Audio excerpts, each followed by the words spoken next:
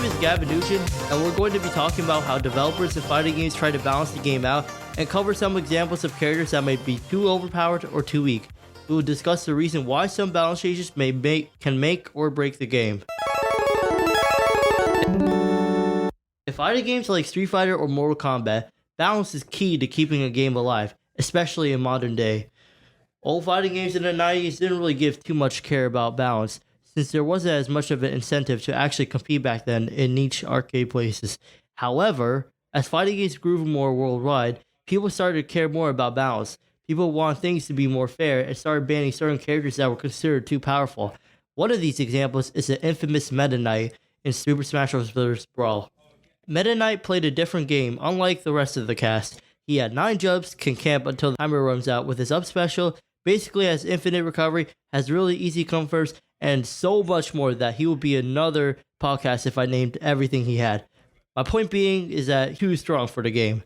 The Brawl meta was literally based on how well you would do against Metaknight, which isn't a good sign for a balanced game. In Sakurai's recent iteration of Super Smash Bros. Ultimate, Steve was also a contender for many people discussing whether he should be banned or not. His combos can easily net up 80% from scratch and can wall you out from recovering on the stage with his Minecraft blocks. He basically has no risk and all reward when it comes to his gameplay. And worst of all, he has a game-breaking exploit that puts the nail in the coffin for his ban. You might be thinking that banning characters or moves will just fix the game with that problem, but that really isn't the case.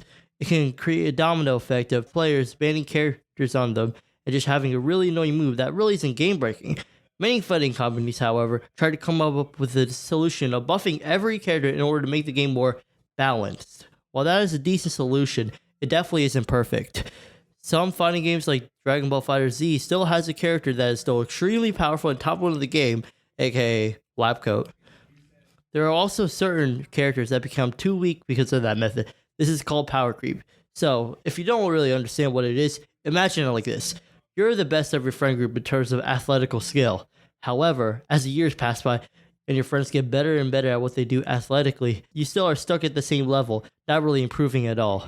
Sure, you might have some athletic skill, and you're still good from where you started, but compared to your friends, it's practically nothing. This is what happens to characters like Yamcha from Dragon Ball FighterZ.